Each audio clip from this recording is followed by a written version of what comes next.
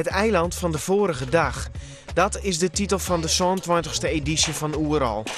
Met 50 theater- en doensvoorstellings, 74 bands en DJ's en 30 stritte theatergroepen worden het wetschien grootvolle dagen opskilgen. Een van de grote projecten is het Time Project. Dit is eigenlijk een heel bijzonder Oerol-project. Echt wel de grote verrassing vind ik van dit festival. Elke avond tussen precies 11 uur en 12 uur gaan 4 bands tegelijk spelen. Je staat daar middenin en je hoort niet alleen de muziek, je ziet niet alleen de bands, maar je krijgt ook nog een videovertelling over je heen. Je staat in het midden van een grote belevenis. En de bedoeling is om je in wat tijd betreft even helemaal in verwarring te brengen. En dat is nog net zo makkelijk als je met zoveel verschillende mensen en technieken werkt. In the project everybody is synced with each other. We are all synced together. So all clocks like this one and the computer and the playbacks and the mixing desk and the video and the light, they all follow a MIDI timecode and the timecode. And also the musicians have headphones where they have the click in their head, in their ears. And everybody follows this clack, very strict structure. It's like you put a very strong boom, boom, boom on top of everything, and everybody is synced. And I think when you are in the middle and you hear the bands playing and the light and everything, you feel that they are all connected.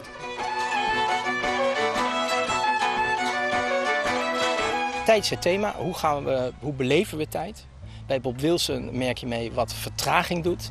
Hier zul je meemaken wat versnelling doet. En dat is een ontzettend leuke ervaring. Dit is nog nooit gedaan, zoiets. 4 bands die om je heen spelen. En dan zijn het ook nog eens, dat is heel bijzonder, 4 top folkbands uit Europa.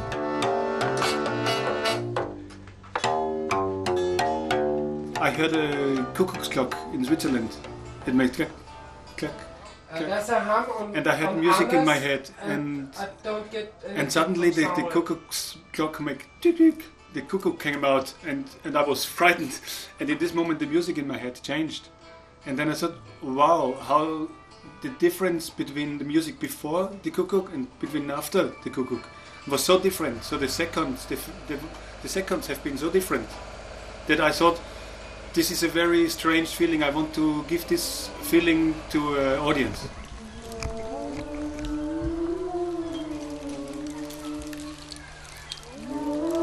Klokkenleed en Gieter Gein. Zij hiet het uitwisselstik wat de dramaopleiding van de ROC Friese Poort te geren met de Udevalle Gymnasieschool uit Zweden efter de Volkshegeskwallen in Hoorn speelde zal. Het gaat over 2 reizigers die op dit plak komen, hier achter de Volkshegeskwallen. De ene is een Zweed, de andere is een Nederlander. Ze zijn heel verschillend. De ene heeft een enorme grote koffer bij zich, met een heleboel bagage erin. En de andere die is volle luchtiger en geniet van de natuur hier. Ze komen op dit plak en als zij hier binnen komen de geesten van dit plak tot leven. En de geesten van dit plak die vertellen over dat je altijd bij dat je mensen vrijen, dat je Duitsers west hebt, dat je oorlog west is. En dat soort dingen die op dit plak vond het. In oktober wienen de beide groepen alles op skilgen om aan de hand van de locatie het script te schreeuwen. Tijdens dat proces kwamen er een duidelijk cultuurverschil naar boven. De Zweden waren heel erg onder de indruk van de natuur hier. En onze leerlingen waren vooral heel erg onder de indruk van de geschiedenis van de bunkers bijvoorbeeld. En hoe kan dat? Ja, dat is een helemaal goede vraag. Ik denk dat de Nederlanders in de genen nog wel een beetje hebben. Dat die oorlog altijd meespeelt. En dat ze ietsje wat er mathematica, dat ze daar heel gauw op reageren. En die geschiedenis had in Zweden net.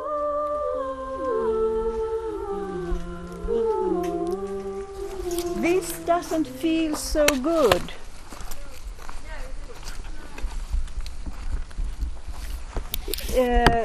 How do you feel your elbows? Can you do just from here to zup zup? Woo, woo. So you're really into the tree when you do it. Can you try from here? Ik zie wat jij niet ziet. Jag ser vad du inte ser. Ik voel wat jij niet voelt. Jag lever. Je bent het leven. Ik ben bang. Andas in, andas ut. Wie weet adem ik wel wat gruwelijks in. We doen Nederlands en Zweeds. Maar we doen dus Engels en een tikkeltje Fries. Want al die talen broeken we gewoon. En je ziet wel wat we doen. Wij doen correct als zij elkaar goed verstaan. Kom, doe maar gewoon net te dichtbij. Dus wat ik prettig vind is dat er gewoon wat omheen is karrest. Hier en dat gewoon naar haar luistert. Hoe sta je ook in het eerst altijd naar haar dat te draaien? Dus ik word die derde, dus ik gewoon op haar luisteren. Dat is prima. Er is geen geluid wat zegt, ik kan niet anders. Ook dit hier binnen de weer een tal werkplakvaststellings. Jelly Skippers maakt het maar haar crew de vaststelling de onnoembaren. Wat ik er het mooiste aan vind, is gewoon het wetter. Dat het komt en gaat en komt en gaat. En wie spelen krijgt op momenten of dat het wetter voortgaat. Dus dan komt het publiek onrin en dan leidt je wetter. Daarom krijg je van ons lezers. En dan loopt het voort, dus nou. Of het is andersom. De komst die je droeg en halverwege de voorstelling komt dat wetter gewoon kroepen. En dan aan het einde leidt je helemaal vol. Nou, dat vind ik wel echt geweldig. Zie me! Zie me! Koud? Wel, op dit moment niet. Nee. En ik ben ook heel goed beschermd, moet ik zeggen. Ik heb allemaal toestanden en voorzieningen. Dus. Maar lig je veel in het water, zeg maar, tijdens de voorstelling? Of? Ja, maar het heeft te maken met tij natuurlijk. En als het eb is, valt het allemaal nog wel mee. Ja. Maar als het vloed is het wel even zoeken af en toe. Ja. Gewoon naast elkaar staan en denk shit. Ja. Wat is een werkplakvaststelling nou oorza's orenvaststellingen hier? Een werkplakvaststelling is voor mij dat ik de kans kreeg om in 2 weken hier op het Oeralfestival met subsidie van Oeral een voorstelling mee te kennen en ze begeleiden me. Is dat fijn? Ja, dat is geweldig, want ik ga hier nog nooit werken, joh. Ik zit altijd in wat lietsere zaaltjes in het theater. Het is zo groot dat het is helemaal oorswerk en daar moesten we wel even om wennen. En dan is het heel prettig dat er mensen binnen die dit al vaker dienen hebben. Maar hoe oors is dat werking? Nou, hier is alles en dan maak ik het met de wan.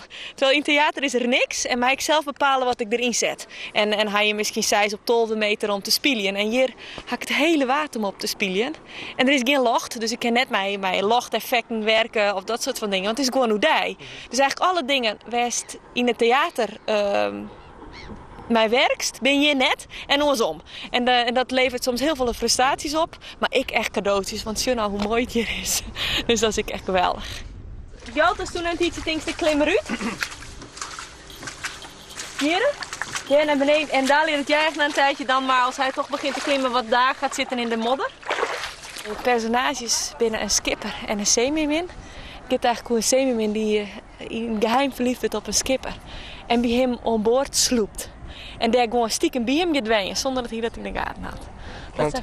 Want hij is blind? Want hij is blind, ja, hij is blind. Dus die skipper die won net meer varen, daarom had er hier zijn skip droeg vallen litten.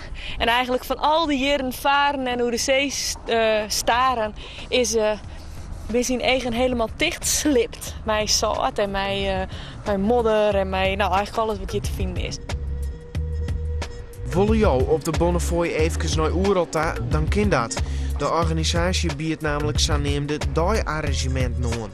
Hiermee kunnen jou voor een sympathiek bedrag 1 dag Oeral meemaken. Zoek voor meer informatie even op de site van Oeral.